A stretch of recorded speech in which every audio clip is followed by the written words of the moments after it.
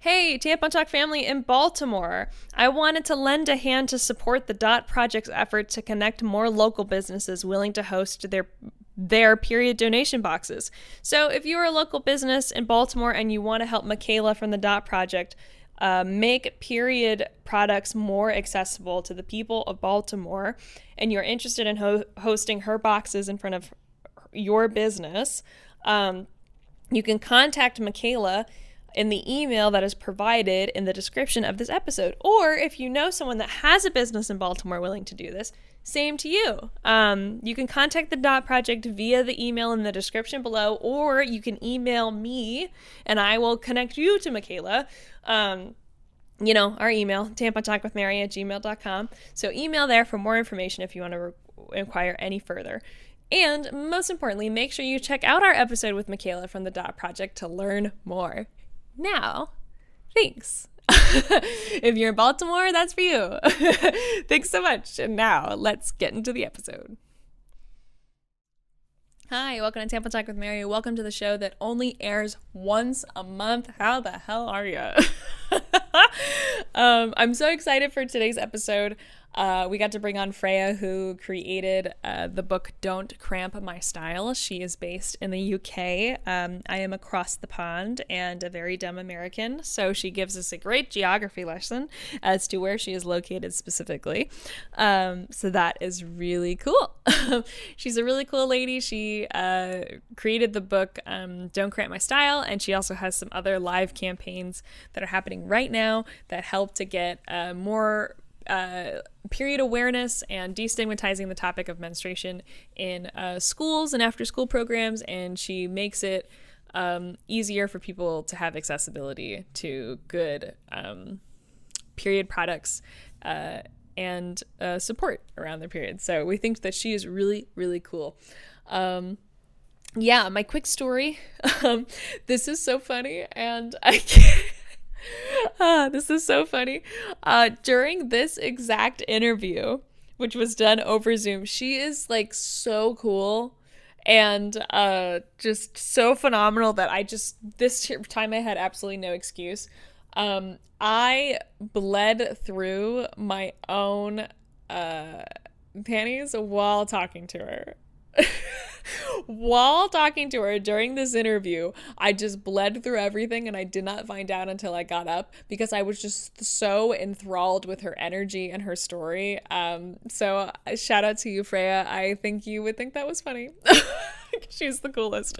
So if you want more information about her as well, we will shout her at the end of the course, but you've got the links to the Instagram for Don't Cramp My Style, and her contact info is below. So without further ado, I'm going to shut up, and I'm just going to let Freya take over. Here's the interview that we had with Freya.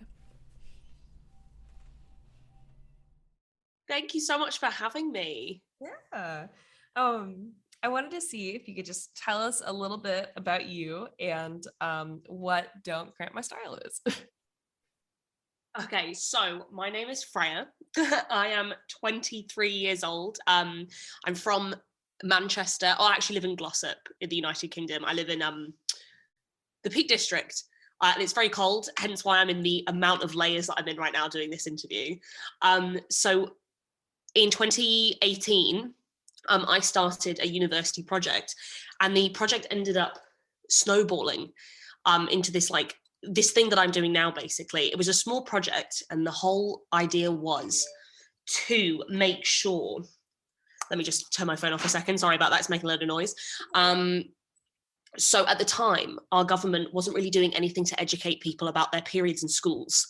So in RSHE lessons, and I thought, well, let's use our public spaces to make sure that period education is available and free for everybody. So I wrote a book, and I had the help of my mum, who's a nurse, and a couple of other people, make this book all about periods.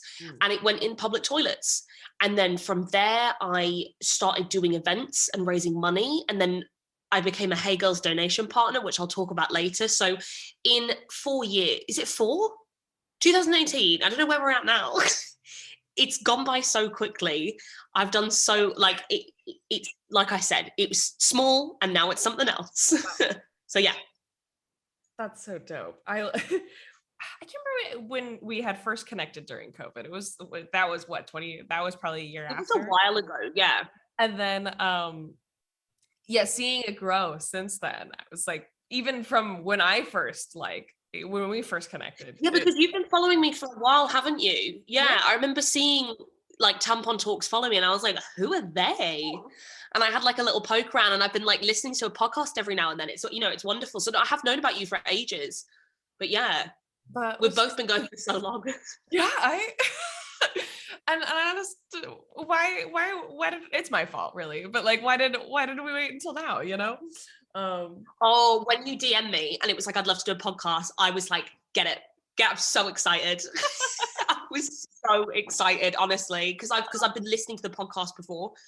So I was so happy that you messaged me. So thank you so much. I think the podcast had snowballed into all these other things. And I think that that's cool just about feminism in general, is that it's much more inclusive. And I think that encompasses period education and then beyond, you know?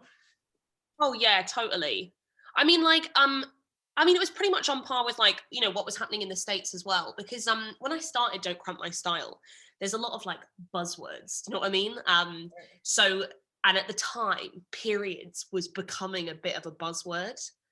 And because I'd started this project, I think what kicked it off was a body form advert that showed period blood for the first time. And that's what kind of kicked off that whole conversation and really highlighted period poverty. And I was following a lot of like period activists from the US as well as in the UK. So yeah, I started the project at the right time and you know, kind of been going up with that. So yeah. Yeah. Sorry, you had my phone had gone off and I should know better. That's okay. But yeah, so sort of on that vein, on the show, you know how it goes. We love to invite every guest to share a tampon terror story. Tampon terror story. Now it's very, we don't discriminate based on products. So tampon terror story, Diva Cup dilemma, pad problem, you know, anything like that. Did you have one to share? Every time I'm on my period, it's a terror. Like, it's horrific. I mean, I'm trying to think of the worst one. I'm not gonna lie, when you messaged me that question, I was like in every group chat, I was like, everybody give me a story. I was asking everybody because it's so much fun. Like, it's lovely. We can, at the time it was such a like a, you know, a crappy thing to happen, but it's so hilarious as like, you know, grown adults to sit there and be like, give me a worse story. Probably, do you know what? I'm trying to think of one in particular, but I think like, you know, I'm always, for somebody who owns thousands of pads and tampons, they sit in my bedroom. I never have one on me. So whenever I'm on my period, I'm like, okay. I think the main, oh my goodness. What would be one? I think I like sneezed in a French class. I remember when I was at school, and it was just from there, I was like, we are in danger from here. That was the first time I ever used a tampon. And I remember sitting there and saying to myself, like in silence, I'm never using one ever again. Ever. Oh, I was on a date and I sneezed and my menstrual cup popped out. Get it? Why did I not start with that one? Oh my God. I've only had that. I've had that happen with the disc, but the cup would put me in fear. I put all my, it's holding not only the menstrual blood, but like all my hope, all my ambition.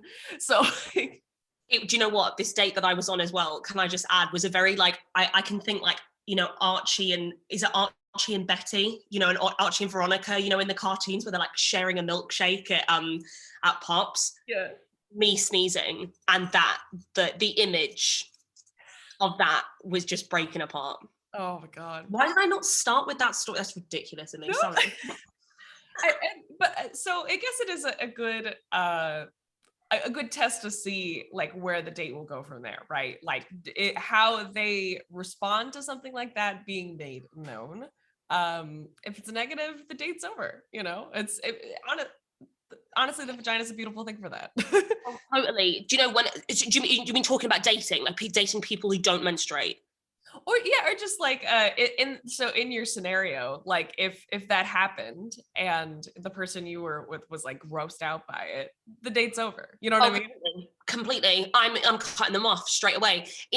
I've got two things here. Basically, when I do my period events and I invite people up to talk about periods, I say to everybody, it's literally anybody, from people who don't menstruate to people who do menstruate, to literally everybody. And I think the main thing is, and I aiming it at cis men who date people who have periods. Yeah. The one thing I like to think is, when you date me, you date my period. When you date me, you date my period, because you're going to see it. I'm going to be bringing tampons and whatnots over to your house. They're going to be left in your bathroom because I'm moving in. What? You know, it's like, I'm going to leave a toothbrush, like as a hint, tampons everywhere. And I think, I always say that. I think that's very, very important. Additionally, I am on Bumble, Hinge. I don't really like Tinder, but like dating apps. Yeah. In my bio, it's like, I run a period organization, and people think I lie, and they're like, "What do you mean?" And I take a selfie with like all the pads and stuff. It's nice to have it up front, because the people who have a problem will avoid you. And I can't really be asked with that, to be honest. You date me, you date my period. 1,000% agree. I feel like even if they aren't, like, in my experience, even if they're not dating me, that they will know I'm having a period. Like, I am very. Oh, I'm telling you. Straight away.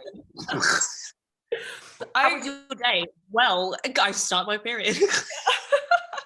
Like, I've had jobs before where I'd tell like my manager, like they'd be like, "Oh, like, well, are you okay?" I'd be like, "Oh, I'm having my period." To be like, should I be employed here still? Like, I'm telling everybody at work as well. I don't really hold back. I don't. I love Everybody's knowing. Like, I don't know. And yeah, what do men do, right? Like, they don't, or people who don't menstruate, like, they don't have this little thing to be like, well, if you're not okay with this, you can't be okay with all of it. Like, what do they do? I know. I do like to say, I do think it's a very important thing to say. And I think that, I do think that if your partner doesn't really like periods, I don't know, I think you need to just talk about it. Like, it's as simple as, I personally have never faced that problem. Like, so I can't really talk about it, because people are just gone by the, if you don't like periods, that probably says a lot more about you, and those problems are going to be on the surface than anything. Yeah. And like, yeah, like, because I feel like childhood and teenage years really repressed it, and then adulthood is where I could be like, nah, like fuck off. You know what I mean? Like, I think, and I don't know if that's most people's experience, or I have known people who have had long-term partners or spouses that have acted this way around menstruation, and I was like, they have like sex with you, so like, what are you doing? I know. Like, what? Do you know, so before I do the work I do now, I'm involved in teaching, but before that I was working in a pub in Manchester for 4 years. Like, I practically, that was my second home, basically.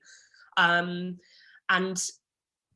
you get to know all of the customers very, very quickly, and they tend to be like, "Oh, because these are old men, like, "Oh, what do you study?" And I'm like, "Oh, I do art," because I went to Manchester School of Art. Yeah. And they were like, "Oh, what do you study?" And I was like, "Oh, I do art." "Oh, do you paint?" "No." "Do you draw?" "No." "Do you do photography?" "No." And it's like, and they're there to have a conversation. It's like, well, I started an organization, and that's what I do. And then they want to know that. And then the minute you say periods, I remember having some people being like, "What?" I think the most important thing is somebody's problem, or what would, it's not a problem, what's the word? It's more like they're worried to talk about it.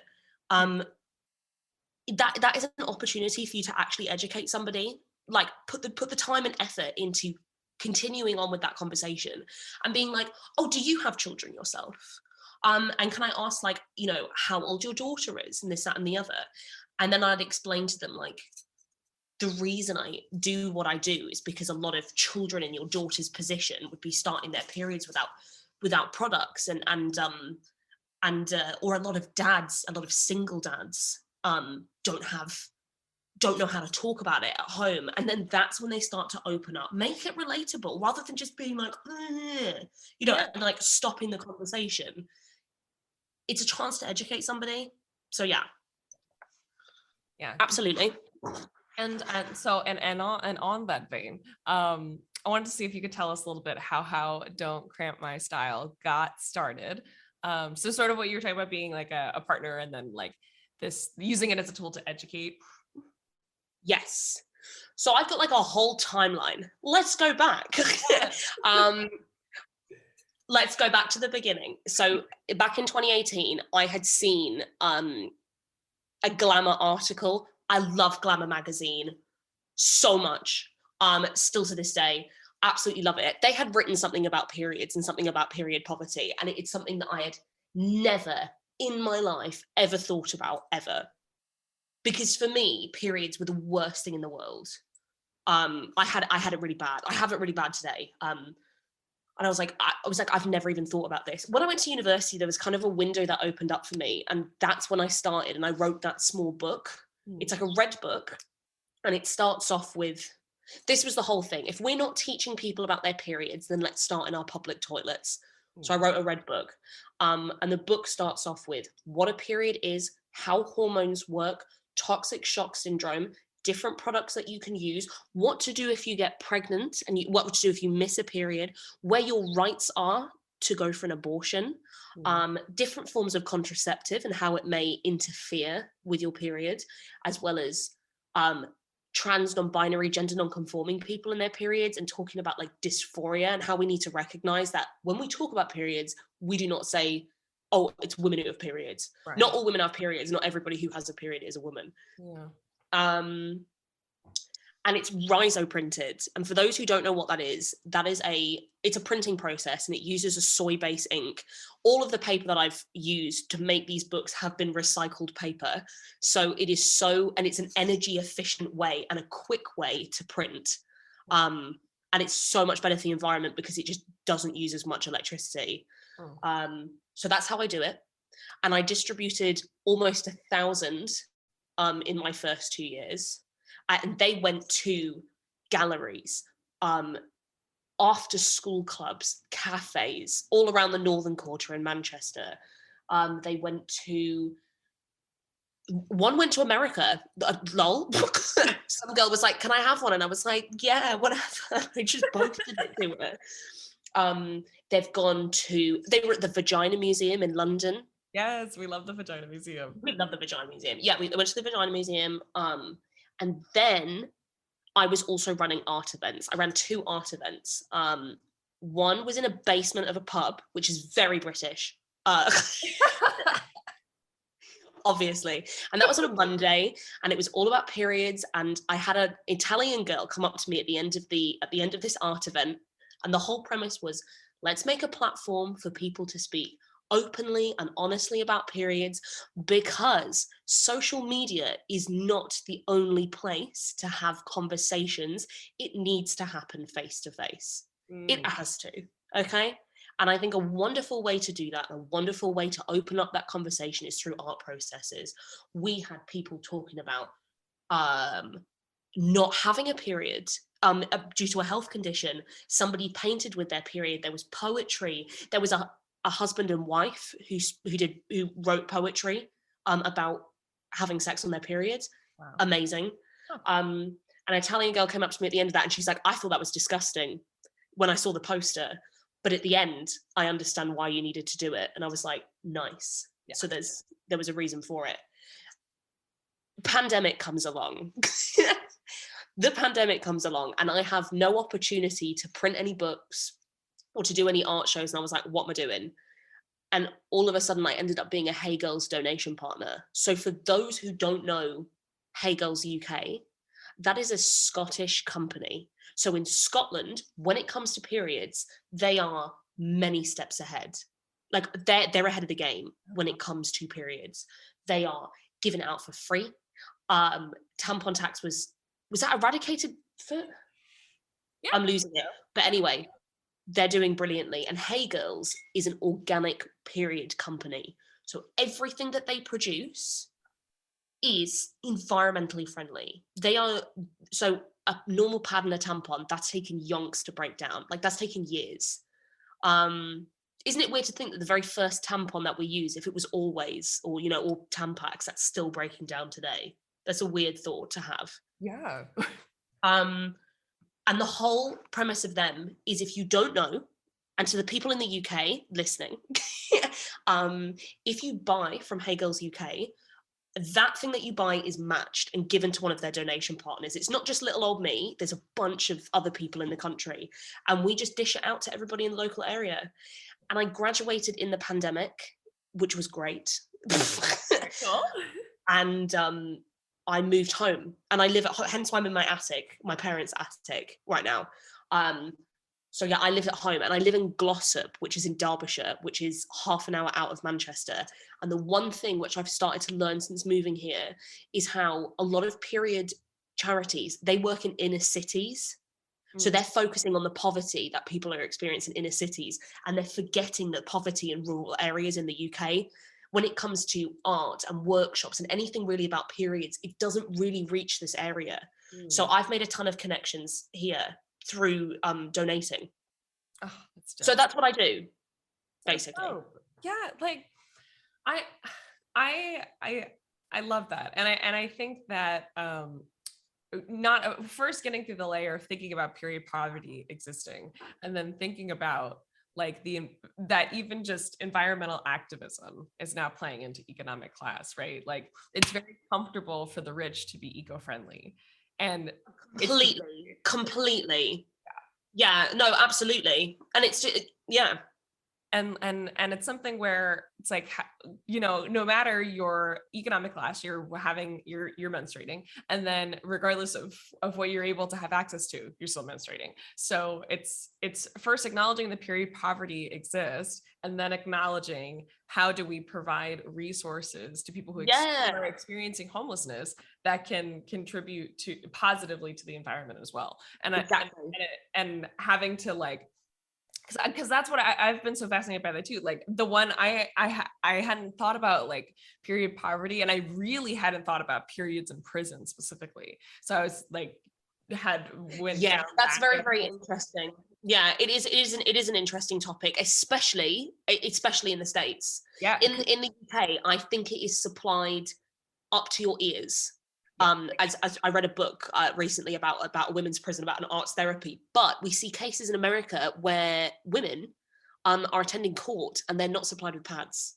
Yeah, it's absurd. Like, it's crazy. It's well, and then on top of us still having the highest incarceration rate in the world, it's like that opens the door to be talking about, like, why is there 2.12 million people in jail right now? Like, and then why are we not providing menstruation products to people? Like, because regardless of whatever they did, they're still like menstruating, and like we've put them in a situation where they really don't have access to just going to the store and getting these products.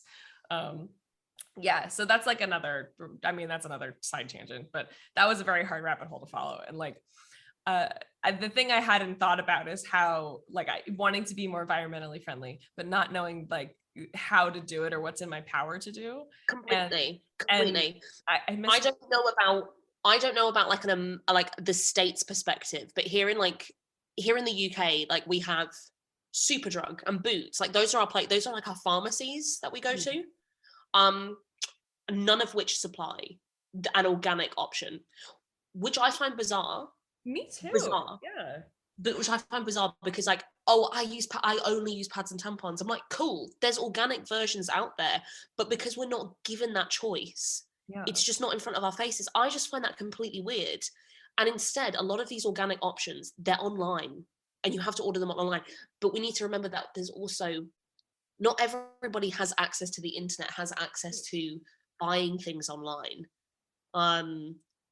So yeah, there's a big problem with it. One thing that Hey Girls say, which I really love, is like, every single person, like, deserves access to high quality period products. It's not just period products, like cheapy ones. It's high quality, but also high quality that is environmentally friendly. Right. It's like a moon cup. Like, we can, like, you know, anybody. Another issue as well is, like, we can supply reusable pads, reusable underwear, and menstrual cups to like, to different people. But there is an additional privilege that needs to come along with that. Do you have access to a washing machine? Do you have access to detergents to clean those products? Do you have access to boiling water and a hob that you can boil water on to sanitize these products? Like, no. So like a lot of people don't. So it is, I just do find it very, very weird that we are not supplying those organic versions in Boots, in Superdrug or whatever. Yeah, it's just very weird. I'm very shocked by that because my sort of like expectation of anywhere like it just in Europe and in general is that their markets had more regulations and were better, so that like or just in that like the standard should be organic. Like that was sort of my understanding was that all the like cheap shit gets by in America because we love capitalism so much. But like I was like I'm shocked to hear that. Yeah, it's very, very strange. Yeah. I'm not really sure how to go about it. I was going to contact my local Superdrug and be like, have you seen all of these other thousands of products that you could be supplying? Yeah, that doesn't yeah. Whack. And yeah, isn't that kind of like the fucked up thing to think about, right? Is like the exactly what you said, the privilege that comes with the products. And it's totally. We're already in a headspace where this is kind of like the solution is, well, you don't have access to like this thing, so I'm gonna give you this product that's like worse for the environment. Like it's sort of like a fucked up way of that we already have to think about, Yeah. And it's another way just how men's like this community in general, people who menstruate and people who don't, are opening themselves up to like these other issues and how central I feel like it is. Yeah. Making you talk about poverty, it's making you talk about prisons, it's making you talk about education in schools. It literally links with everything. Like periods are a very, very like center of a conversation that links with so many different things. I mean, that Don't Cramp My Style book could have had 1,000 pages in it, but I could only fit so much in. Right. It's linked with everything. If listeners want to learn more about like environmentally friendly options out there, go and look at what's it called? Environmenstrual Week. That is run by a company. And again, it's gone out of my head. I apologize. But if you Google that, it'll come up with the website and all these different things that you can try out as well. And all these different people who are doing different things to make sure that our period products are better for the environment, which is really cool. Yeah, and I think that they might be the same ones I get, but there's National Menstrual Hygiene Day, and I think the people who host the Environmental Week also are created the holiday. So there's like emails you can sign up for. Completely. Yeah, absolutely. There's so much reading up that you can do. It's a fabulous conversation that's very, very big at the moment. So get out there and start having a look. Ask questions as well. See what products your friends are using. If it's something that you wanted to switch over, see what your friends are using. Because honestly, like they'll be using completely different things to you. Yeah. So yeah, go out there and get chatting. Get out there. So we already sort of touched on it, but I was going to ask what you were currently doing, and you had mentioned being a partner in selling. I have not currently mentioned what I'm up to. I didn't throw that in the mix. So basically, get me in there. I am. Pardon? I said, get me in there. What we doing? So basically, I'm currently in Glossop, where I live, which is a very little town. In the Peak District. I'm currently working alongside the Glossop Leisure Centre, just a very little leisure centre in my local area that's linked with a swimming pool, which I kid you not, you can see out of that attic window if you go around the corner. Like it's super close to my house. But basically, in light of the Olympics that we've just had, and also just continuing on with the conversation about like, instead of just supplying period products to all these different places, like food banks, churches, wherever they may go. I ended up going to a youth centre, and I got chatting, and a young girl there was telling me, and I dished out loads of period products, and it was a brilliant day. I love working with kids; they're so chatty. And a young girl was telling me that post-pandemic, like her parents have struggled to buy period products. And I was like, do you play any sport? And she loves football. She loved football. And she's always in trouble at school as well. And I was like, stay out of detention and carry on playing football. This is when I was leaving, bless her. And kind of alongside that, I'd been thinking quite a lot of running a campaign, which is making sure that people who menstruate, kids who menstruate, remain involved in sports. Remain involved in sports because of the amount of young people that drop out, specifically swimming. Because either that could be down to just not understanding how to handle our periods or just not having access to period products. But I want to make sure that, especially coming out of the lockdown, young people remain involved in their sports activities, as well as try new sports activities, irregardless of the time of the month. And also making sure that people understand that sports is a way to ease period pains as well. I was going to the gym in Glossop, and I was hoping to get them to like run a Instagram post, which is all about, what to do in the gym when you've got when you have period pain. They wouldn't do it. I was like, that's a shame. So yeah, I'm working with them. So I'm going to be distributing loads of workbooks, posters, and also tons of period products I will be dropping off to these sports centres. Yeah, that's what I'm doing at the moment. And I'm hoping to call the campaign Can't Stop, Won't Stop. So yeah, that's what I'm doing. I love it. And then Can't Stop, Won't Stop. You just dropped it like that. One of my favorite things about what I do is coming up with campaign names. Yeah. I love it. And oh my God. Yeah, like that, because that's I think that is the hardest age to have a period, right? Because you've never had one before. Yeah. And I mean, that time is I remember being like so difficult, and especially in sports. And I love that.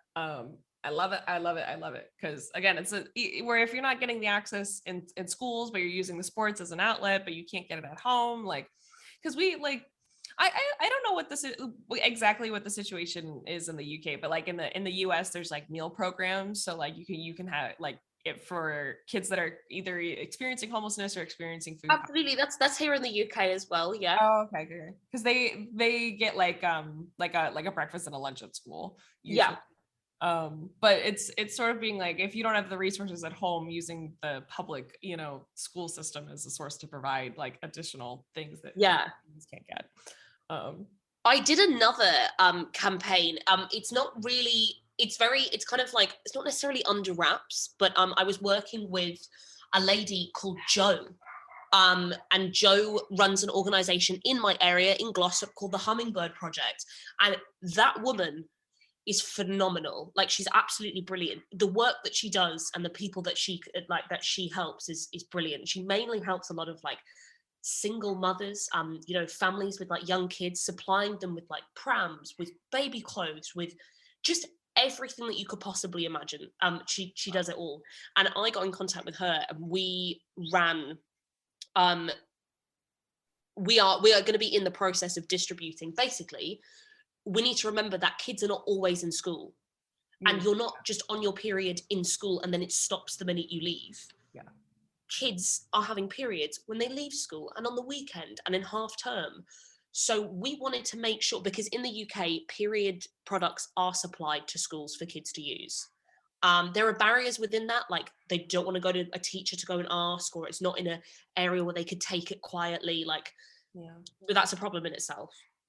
But we want to supply period products to after school activities, your cheerleading, your cricket, your football, your whatever. Yeah. Your, again, all of these different after school clubs. And that campaign, which I will announce on Don't Cramp My Style very soon, is called Take What You Need. The Take What You Need campaign. So yeah, that's with Jo from Hummingbirds. So yeah. Cool. Wow, we got the little inside scoop there. It's very cool. Well, and then so speaking of, how do we as listeners, bring this third party into the room, how do we best support you? How do we get in contact with you? Where do we follow you on all your campaigns? Well, so I'm on Facebook and Instagram at Don't Cramp My Style. You DM me with whatever question, with anything. Like I don't. I'll always read DMs. If you want to do an Instagram takeover that is in some way period related, message me. Okay, my platform is open for all people to use. Absolutely. So yeah, and then I think as well, but this is primarily aimed. Well, actually, not necessarily for my UK listeners. Well, one thing that I would go and do now is if you have that. If you have an opportunity to purchase period products from a actually ignore that, go with both the US and the UK, and everybody basically. A lot of companies will work with a buy one give one donation, like a buy one give one like process. Put your money into buying a product that you know will be matched, because when I get my delivery of about 3,000 pads and 3,000 tampons and a bunch of knickers and a bunch of boxes and all of these things, it's absolutely brilliant. And I can't express to you what like the joy on people's faces when it goes to churches and it goes to food banks, because they know that it's going to take the weight off people's shoulders.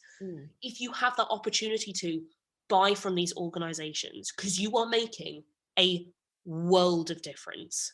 You are making a world of difference and you don't even know it. So yeah, just making that small change is crazy. Agreed. That you gave us the call to action, the plan with action. It's like you're running a nonprofit or something. Thank you so much. And that was Freya. Isn't she bomb? She's so cool. Her vibe, everything, she's bomb.